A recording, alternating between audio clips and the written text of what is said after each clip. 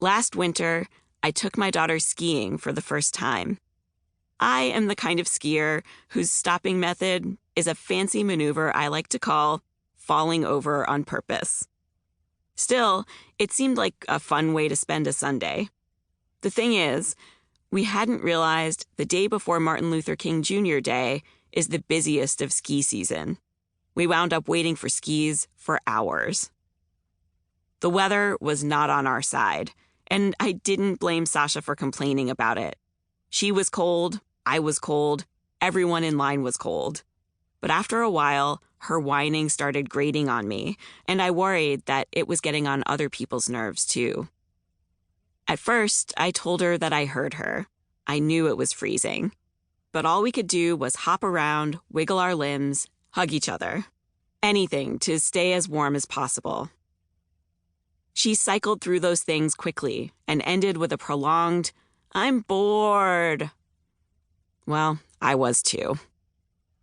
I started thinking, how can I make whining more fun?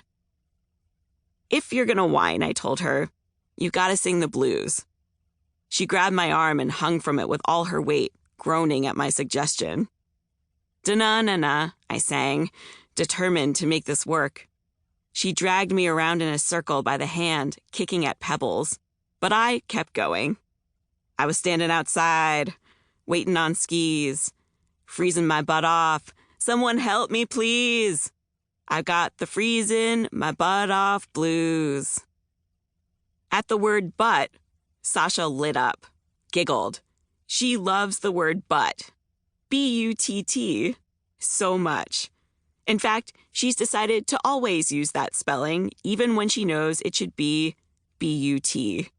Because it's funnier, duh. Anyway, she was hooked. "Again, Mommy," she said. I sang another verse of the freezing my butt off blues, this time with a slight variation. Something about how waiting's the worst, and when you're in line, you want to be first. "Now me, Mommy," Sasha said. She chimed in with her own verse, which I'm sure didn't rhyme. But it didn't matter. She was well distracted from the situation at hand, the very situation she was singing about. We traded off singing lyrics and da-na-na-nas, laughing every time someone said but. It's one of my favorite, most memorable parenting experiences, and it lasted maybe 15 minutes. Yeah, that's about how long I could stave off the whining. The triumph was brief, but it was major. Not only had I figured out a way to transform misery into fun, but Sasha had learned a new musical form, as well as a way to express her emotions creatively. And perhaps most important, she was entertaining me. Imaginative solutions, though, take energy. They take headspace. They take being well-rested enough to recognize you should be using your imagination in the first place. When you're so sleep-deprived, you can't even remember the last time you brushed your teeth and another person starts screaming in your face, all you can think is, "No! Just no more. Stop." You don't have the patience to take one more step and think, how can I make this situation more fun? In my early days of motherhood, that's certainly where I was at. I wanted Sasha's cries to magically stop. I mean, if I could soothe her, great. That was the warmest, fuzziest maternal feeling in the world.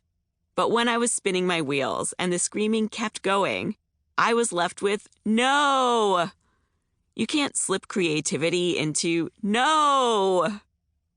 Remember that moment I told you about when nothing would calm my kid and I felt a terrifying urge to throw her? It's no wonder I felt that way. Studies show that infant cries are effective because they motivate a parent to act, to keep this helpless being alive. But in some extreme cases, those cries backfire and spark such intensely negative emotions that they can trigger abuse. Chronic sleep deprivation also causes us to have a better recollection of distressing memories than happy ones. Sleep deprivation plus baby cries equals a dangerous cocktail. Clearly, as a species, we need peace, we need quiet, we need moments to shut our eyes, to concentrate on what we're doing, to reflect on what the hell has happened to our lives, to pass out. And that is why we desperately need some wins to soothe our kids.